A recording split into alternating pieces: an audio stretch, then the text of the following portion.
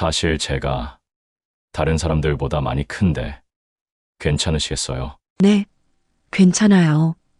그의 손끝이 어깨에 닿는 순간 심장이 터질 것처럼 두근거리기 시작했습니다.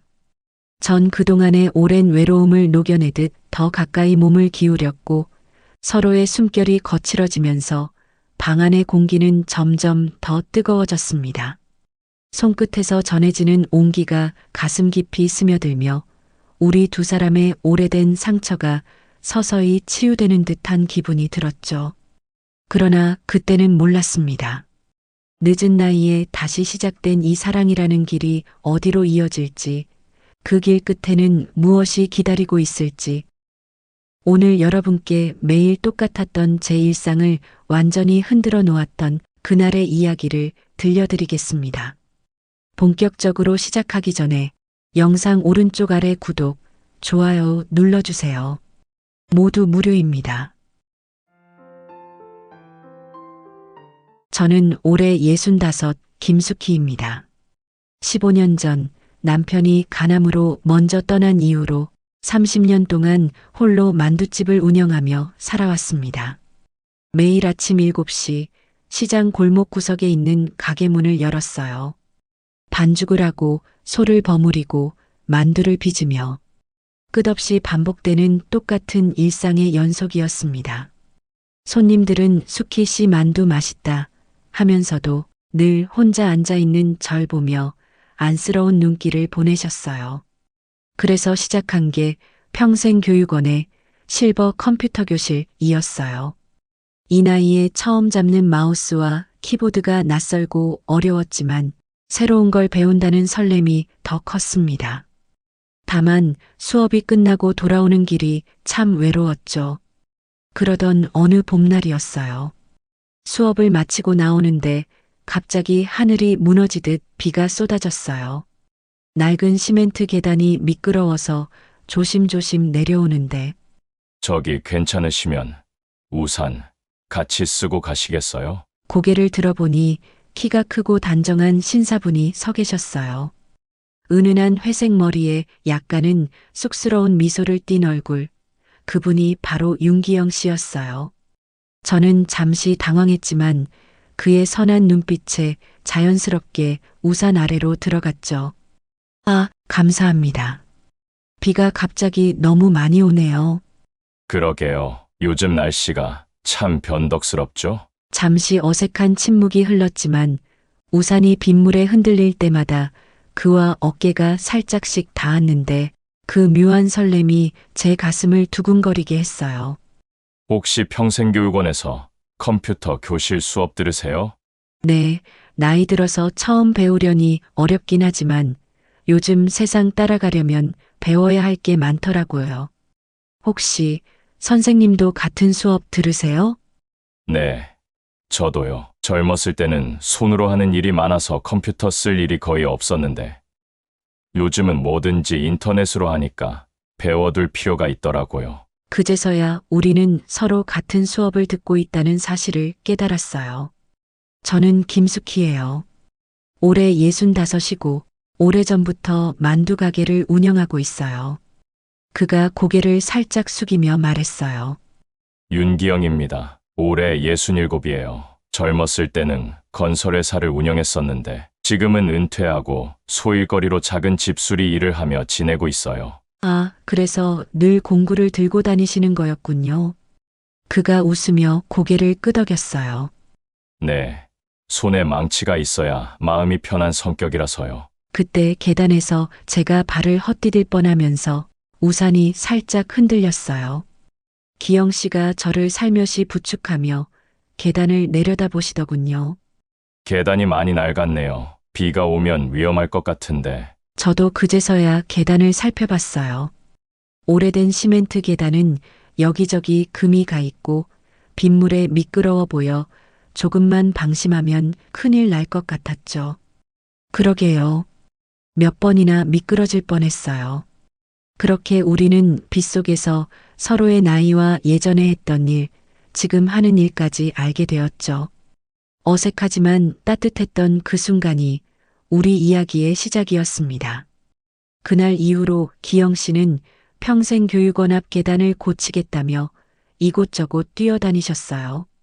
전직 건축업자셨던 분이라 그런지 꼼꼼하게 살피시더라고요. 그렇게 며칠이 지나고 새로 고쳐진 계단을 보면서 제가 감사 인사로 건넸던 만두 한 접시, 그게 우리의 두 번째 인연이 되었어요. 그날 기영 씨는 만두를 한 입 드시더니 잠시 입가에 미소를 지으셨어요. 수키 씨, 이 만두 어머니가 만들어 주셨던 그 맛이 나네요. 그 한마디에 제 마음이 울컥했어요. 그날 이후로 기영 씨는 제 가게에 자주 들르셨어요. 처음엔 건물이 오래되어 위험하다며 이곳저곳을 살피시더니 어느 날부터는 단골 손님이 되셨죠. 오늘은 어디가 고장났나요? 제가 농담처럼 여쭤보면 기영 씨는 부드럽게 웃으면서 대답했어요. 건물은 사람과 비슷해요. 오래될수록 관심과 보살핌이 필요하죠. 30년 동안 건축 일을 하셨다는 기영 씨의 눈은 날카로웠어요. 가게 천장의 작은 균열도 창틀의 미세한 흔들림도 한눈에 알아보셨죠. 이런 건 초기에 발견해서 고쳐야 해요. 작은 균열 하나가 나중엔 큰 사고가 될 수 있으니까. 마치 제 가게를 자신의 일처럼 걱정하시는 것 같았어요. 어느 날은 비가 많이 오는데 일찍 오셔서는 오늘은 지붕을 점검해야겠어요. 이런 날 비가 새는 곳이 있을 수도 있거든요. 그렇게 말하고는 사다리를 타고 올라갔는데 그만 발을 헛디디시는 거예요. 제발 그렇게까지 하지 마세요. 위험하잖아요. 괜찮아요. 전 이런 일에 익숙하니까. 매일 아침 제가 내어드리는 커피 한 잔과 만두 한 접시. 그게 제가 할 수 있는 감사의 표현의 전부였어요. 그런데 기영 씨가 문득 던진 말이 제 마음을 흔들어 놓았어요. 따뜻한 커피 한 잔이면 충분해요. 이렇게 누군가를 위해 몸을 움직이고 손으로 무언가를 만들어 줄 수 있다는 게 제겐 큰 위로거든요. 그의 말에 잠시 가슴이 먹먹해졌어요. 그동안 혼자 살아오며 외로움을 견디기 위해 매일같이 만두를 빚어온 제 모습이 스쳐갔기 때문이었죠. 어쩌면 그도 저처럼 누군가에게 작은 위로가 되고 싶어 이렇게 위험한 곳을 살피며 살아가고 있는 게 아닐까 하는 생각이 들었거든요. 그의 거친 손끝에서 느껴지는 따뜻함, 사소한 배려에서 느껴지는 진심이 그제서야 조금씩 마음을 울리기 시작했어요. 그러던 어느 날이었어요. 비가 많이 오는 날이라 손님도 없고 저는 창밖을 바라보며 옛날 생각에 잠겨 있었죠. 기영 씨는 그날도 가게에 들러 오래된 의자를 수리하고 계셨어요. 조금씩 녹이 쓴 나사를 조이고 흔들리는 나무 다리를 단단히 고정하느라 얼굴에 땀이 맺혀 있었죠. 저는 그 옆에서 방금 찐 만두를 접시에 담아 건넸어요. 기영 씨, 이거 드세요. 방금 막 찐 거예요. 아, 감사합니다. 수키 씨, 제가 좀 실례일 수도 있는데 혹시 가게는 언제부터 하셨어요? 그 말에 잠시 멈칫했어요. 가게에 대해 묻는다는 게 단순히 건물의 내력이나 구조를 묻는 게 아니라는 걸 저는 알 수 있었죠. 기영 씨의 시선이 마치 오래된 나무의 나이테를 들여다보는 것처럼 따뜻하고 깊었어요. 30년 전 남편과 함께 시작했어요. 아픈 기억을 떠올리는 순간 제 목소리가 살짝 떨려왔습니다. 그러다가 남편이 15년 전에 간암으로 떠났어요. 그때부터 혼자서 지켜왔죠. 잠시 침묵이 흘렀어요. 한참을 말이 없던 기영 씨가 조용히 말했어요. 사실 저도 아내를 같은 병으로 잃었어요. 벌써 18년이 지났네요. 순간 저도 모르게 기영 씨를 바라봤어요. 그분의 눈에도 제가 본 적 있는 그 외로움이 깃들어 있더라고요. 그때 제가 큰 건설회사를 운영하고 있었는데 아내 곁을 지켜주지 못했어요. 항상 다음에 하다가 기영 씨는 잠시 말을 멈췄다가 이어갔어요. 그래서 이제는 고칠 수 있는 것들은 최대한 빨리 고치려고 해요. 건물도, 마음도 후회할 시간을 두지 않으려고요. 창밖에선 봄비가 내리고 있었어요. 그 빗소리를 들으며 우리는 오래도록 말없이 앉아 있었죠. 그런데 이상하게도 그 침묵이 외롭지 않았어요. 며칠 후 기영 씨는 가게 앞 계단을 유심히 살펴보더니 다시 가게 안으로 들어오셨어요. 저는 방금 내린 커피를 건네며 인사를 건넸죠. 오늘도 오셨어요? 어디 또 고칠 데가 있나요? 수키 씨, 네, 혹시 이 건물 천장 공사할 때 제가 좀 도와드려도 될까요? 저는 그 말을 듣고 잠시 당황했어요. 천장 공사라면 위험하고 복잡한 작업일 텐데 굳이 본인이 나서겠다는 이유가 뭘까? 단순히 건물을 고치려는 마음만은 아닐 거란 걸 직감했죠. 괜찮으세요? 무릎도 불편하신데. 네, 괜찮아요. 오래된 건물은 주기적으로 점검하고 고쳐줘야 안전하거든요. 제 손이 아직 쓸모가 있을 때 조금이라도 보탤 수 있으면 좋겠어요. 그 순간 그의 손등위로 깊게 패인 주름이 보였어요. 굳은 살이 박힌 거친 손, 세월의 흔적이 고스란히 새겨진 그의 손을 보며 가슴이 조금 두근거렸죠. 이 사람도 나처럼 오래도록 혼자였겠구나. 저도 모르게 작은 한숨을 내쉬며 고개를 끄덕였어요. 그럼 부탁드릴게요. 저도 혼자서는 감당하기 어려운 부분이 많으니까요. 기영 씨가 그 말을 듣고 살짝 미소를 지으셨어요. 그 미소에 담긴 따뜻함이 제 가슴속 깊이 스며드는 기분이었죠. 그날 이후로 기영 씨는 제 가게의 천장 수리를 위해 자주 들르기 시작하셨어요. 그렇게 봄이 깊어갈수록 기영 씨와 전 가게에서 더 많은 시간을 보냈어요. 아침 일찍 오셔서 커피를 마시며 건물 이곳저곳을 살피시고 가끔은 직접 공사인부들을 데려와 수리도 해주셨죠. 이 기둥은 보강이 필요해요. 오래된 건물이라 기초가 약해질 수 있거든요. 기영 씨의 설명을 들으며 문득 깨달았어요. 제가 30년간 장사하면서도 몰랐던 이 건물의 구석구석을 그분은 다 알고 계시더라고요. 어느 날은 건물 도면을 가져오셔서는 여기 전기 배선이 오래됐더군요. 화재 위험이 있을 것 같아요. 그렇게 말씀하시며 밤늦게까지 배선을 교체하셨어요. 저는 그런 기영 씨가 안쓰러워서 따뜻한 만둣국을 끓여다 드렸죠. 그러던 어느 날 동네 아주머니들이 수군거리는 소리가 들렸어요. 수키 씨네 가게에 매일 가는 그 양반, 전에 큰 건설회사 사장이었대요. 그런데 왜 저렇게 직접 공사를 하고 다니시는 걸까? 좀 이상하지 않아요?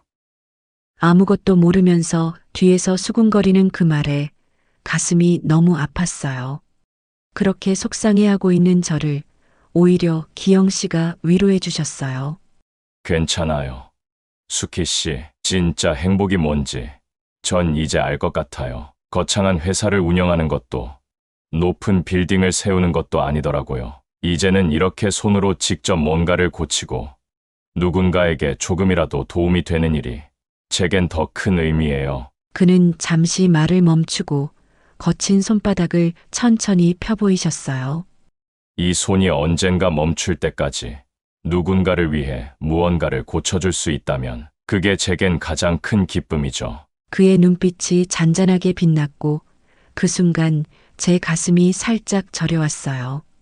오래도록 외로웠던 두 사람이 이렇게 서로에게 위로가 되고 있다는 사실이 새삼 고맙게 느껴졌죠. 그날 이후 우리는 점점 더 가까워졌어요. 매일 아침이면 기영 씨가 가게에 들러 커피 한 잔을 나누고 함께 이야기를 나누는 게 일상이 되었죠. 낡은 건물의 균열을 고치듯 제 외로운 마음도 조금씩 메워지고 있었어요. 하지만 언제나 그랬듯이 행복은 오래가지 않는 법이죠. 평온하던 일상이 어느 순간부터 어딘가 불안하게 느껴지기 시작했어요. 너무 평온한 나날은 오히려 더 큰 파도를 몰고 오는 법이니까요. 어느 날부턴가 매일 가게에 오던 기영 씨가 보이지 않았어요. 하루, 이틀, 일주일이 지나도 아무 소식이 없었죠.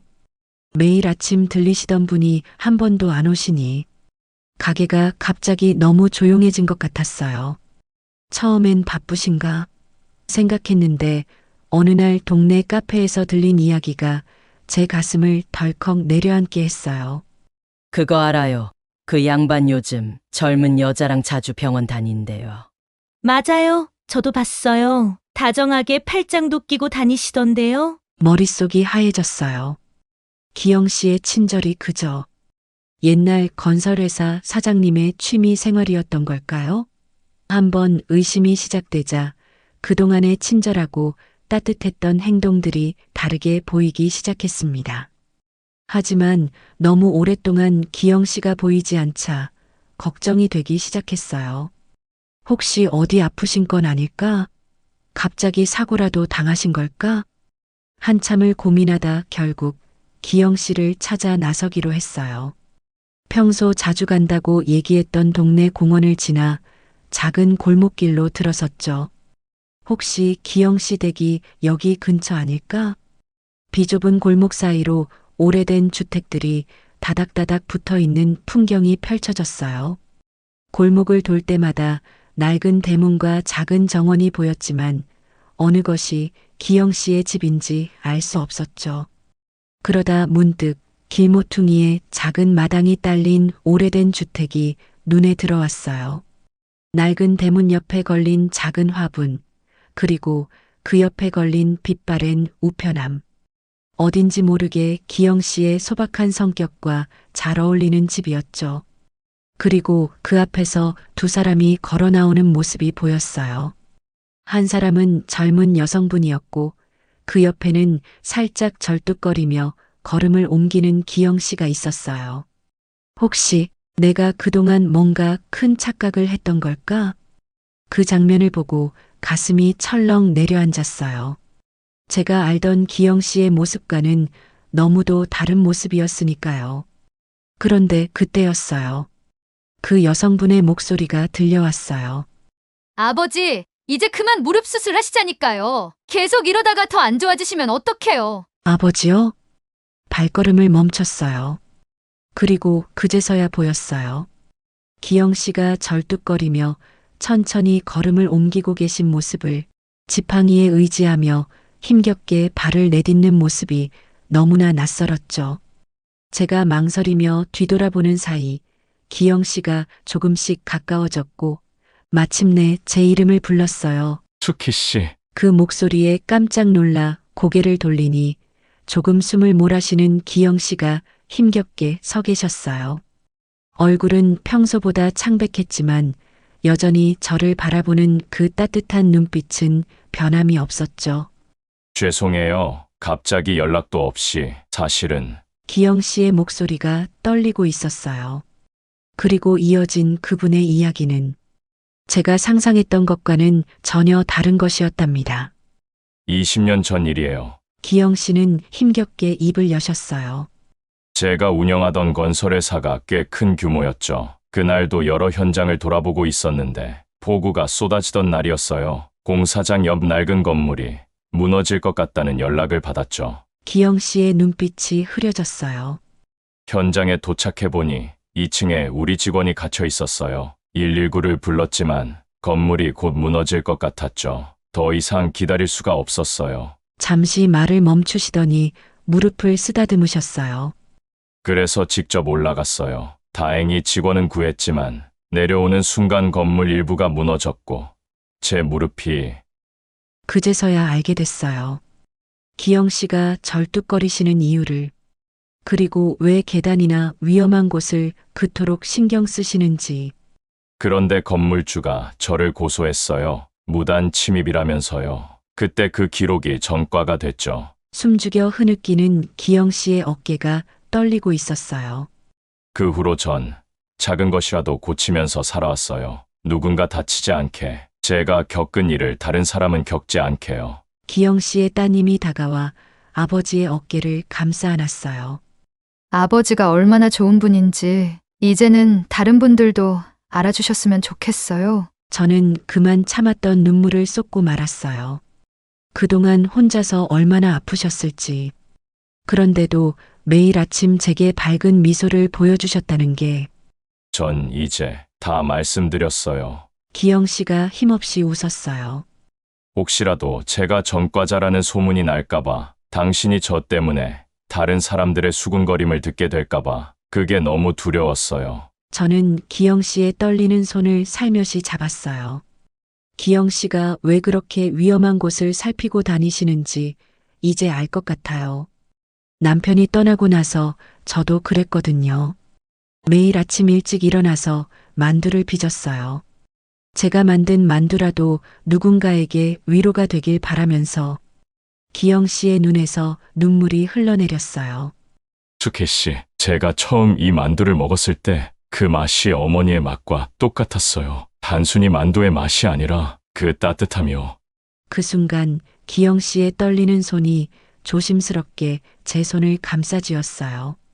거칠고 굵은 손가락이었지만 그 안에는 오래된 상처와 따뜻한 진심이 고스란히 담겨 있었죠.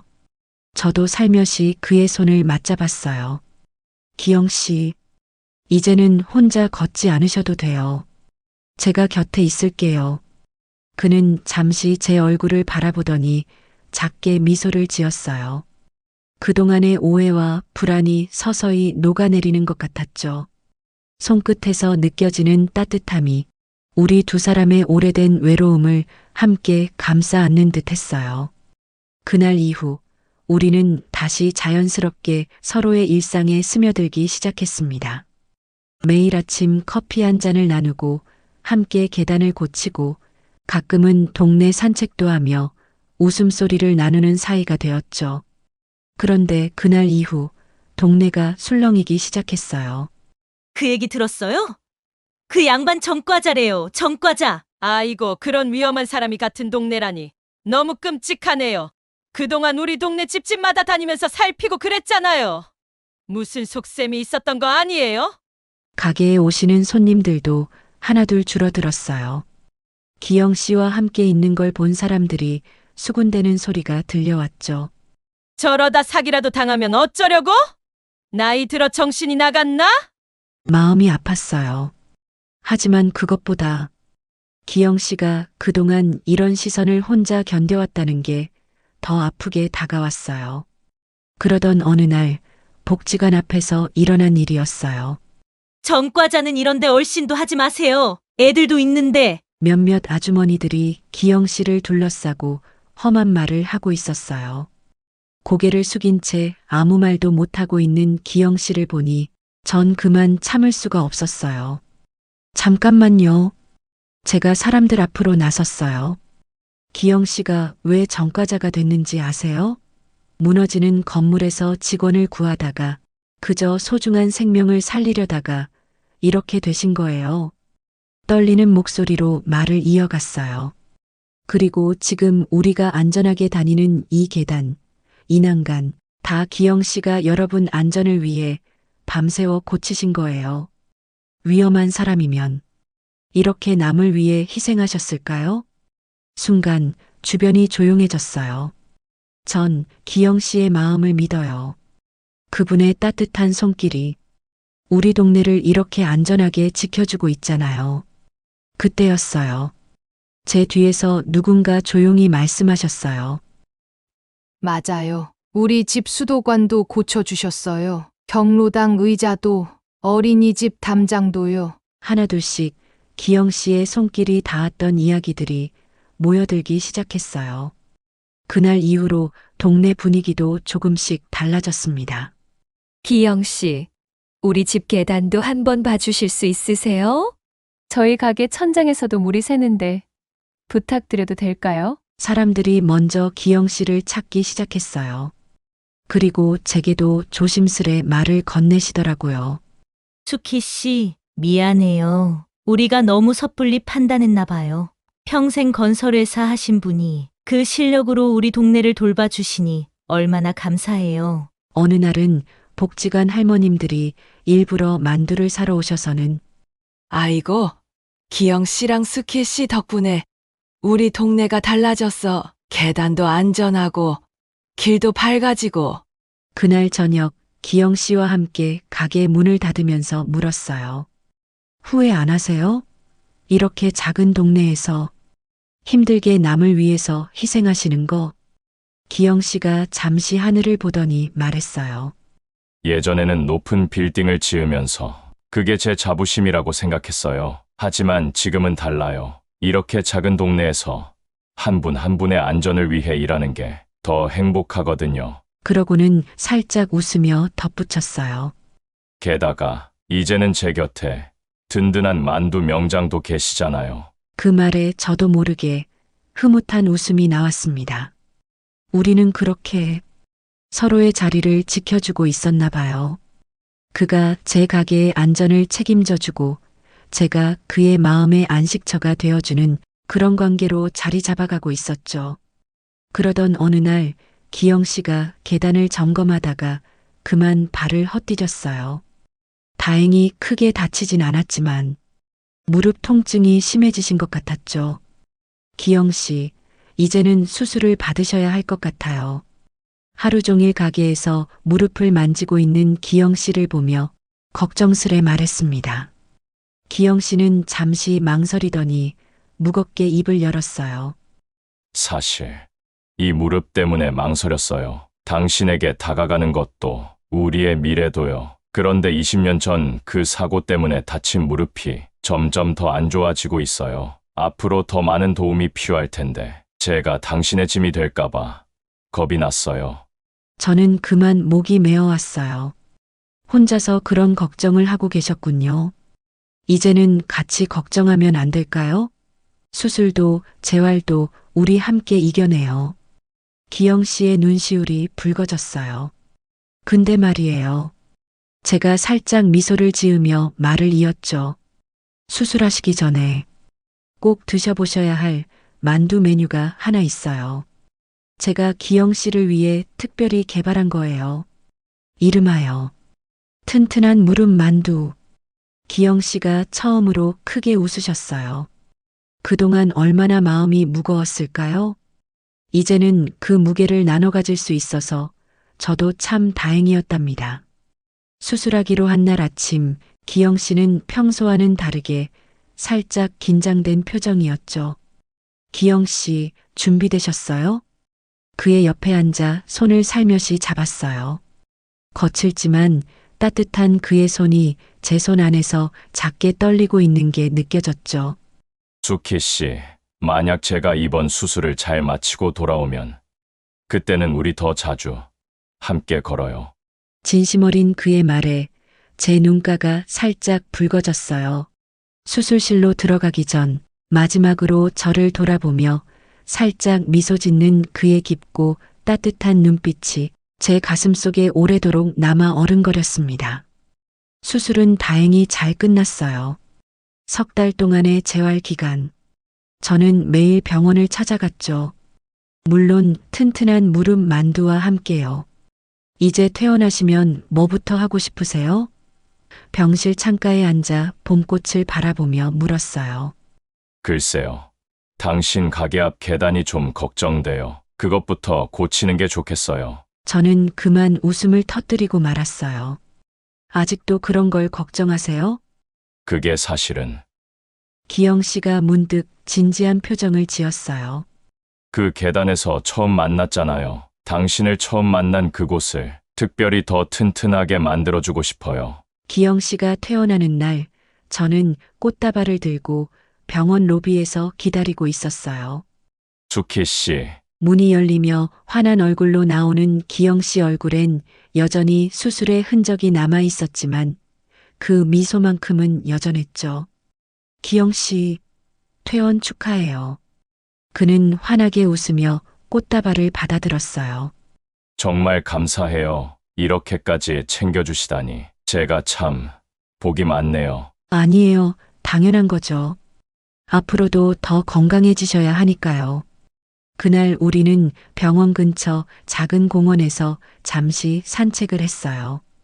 봄 기운이 아직 남아있는 공원에는 꽃들이 만개해 있었고 그 속에서 기영 씨는 천천히 발걸음을 내딛었어요. 수키 씨, 네, 그동안 병원에서 많은 생각을 했어요. 내가 다시 걸을 수 있을까? 다시 만두 가게 앞 계단을 올라갈 수 있을까? 그런 것들이요. 이제는 괜찮으실 거예요. 천천히 재활하시다 보면 곧 예전처럼 걸으실 수 있을 거예요. 그가 잠시 멈춰서서 저를 바라봤어요. 그리고 한 가지 더 생각했어요. 뭔데요? 그는 살짝 미소를 지으며 작은 상자를 꺼내 들었어요. 수키 씨, 저와 앞으로도 계속 함께 걸어가 주실래요? 저는 순간 숨이 멎는 줄 알았어요. 기영 씨, 물론 예전처럼 빠르게 걷지는 못하겠지만 천천히라도 함께 걸을 수 있다면 그게 제겐 가장 큰 행복일 것 같아요. 그는 상자를 열어 보이며 조심스레 손을 내밀었어요. 그 안에는 작은 반지가 들어 있었죠. 모양은 단순했지만 그의 손때가 묻은 것처럼 따뜻한 기운이 느껴졌어요. 이 반지, 제가 당신을 위해 직접 준비한 거예요. 수술 전날 밤, 혼자 병실에 앉아 당신 생각을 하며 만들었죠. 제 마음, 받아주실 수 있나요? 저는 두 손으로 입을 가리며 참으려 했지만 눈물이 멈추질 않았어요. 정말이에요? 진심으로요? 그가 고개를 끄덕이며 제 손을 조심스럽게 잡았어요. 수키 씨만 제 곁에 있어 준다면 앞으로 어떤 어려움이 있어도 저는 두렵지 않을 것 같아요. 저는 살며시 손을 내밀어 그의 손을 맞잡았어요. 저도 기영 씨와 함께 나란히 걸어가고 싶어요. 그 순간 기영 씨의 눈에도 눈물이 맺혔어요. 공원 벤치에 나란히 앉아 서로의 손을 꼭 잡은 채 우리는 그렇게 둘만의 새로운 시작을 약속했습니다. 기영 씨가 퇴원한 지 몇 달이 지나 무릎도 많이 회복된 어느 늦은 여름 밤이었어요. 기영 씨와 저는 작은 방 안 침대에 나란히 누워 있었어요. 촛불이 은은하게 흔들리는 방 안, 서로의 얼굴이 가까워지며 긴장된 침묵이 흘렀죠. 수키 씨, 혹시 불편하시면 말씀하세요. 아니에요. 너무 오랜만이라 조금 떨리네요. 기영 씨가 제 손을 살며시 잡으셨어요. 그 손길이 마치 오래된 나무의 거친 결처럼 다소 투박했지만 참 따뜻했어요. 그 손이 천천히 제 어깨를 감싸 안을 때 제 심장 소리가 방 안을 가득 메우는 것 같았습니다. 저 이렇게 가까이 있는 게 오랜만이라. 저도요. 하지만 기영 씨라서 괜찮아요. 그 순간 우리의 숨소리가 점점 짧아지고 서로의 온기가 방 안에 퍼져나갔죠. 그동안 혼자였던 세월이 하나하나 풀리듯 두 사람의 떨리는 손이 점점 가까워졌어요. 그날 밤 우리는 오래된 이야기의 마지막 페이지를 덮고 새로운 장을 함께 써 내려가기 시작했습니다. 여러분, 혹시 지금 외롭고 쓸쓸한 마음을 안고 계신 분들이 계시다면 조심스레 말씀드리고 싶어요. 우리에게 봄이란 달력이 정해주는 게 아니었어요. 마음이 움트는 순간이 바로 우리의 봄이었던 거죠. 점점 더 짙어지는 외로움과 싸우고 계신가요? 나이가 들어서 이미 늦었다고 생각하시나요? 하지만 진정한 사랑은 나이를 모른다는 것을 전 이제야 깨닫게 되었습니다. 주름진 손을 잡아주는 따뜻함도 사랑이고 아픈 무릎을 걱정하며 전화하는 것도 사랑이에요. 서로의 흰 머리카락을 보며 미소 짓는 것도 사랑이고요. 여러분의 봄은 언제인가요? 저처럼 늦은 나이에 찾아올 수도 있고 혹은 지금 이 순간 문득 찾아올 수도 있어요. 두려워하지 마세요.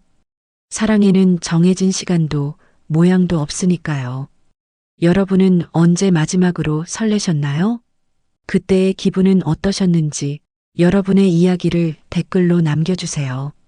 봄날의 보슬비처럼 여러분의 일상에도 잔잔한 설렘이 내리기를 바랍니다. 시청해주셔서 감사합니다.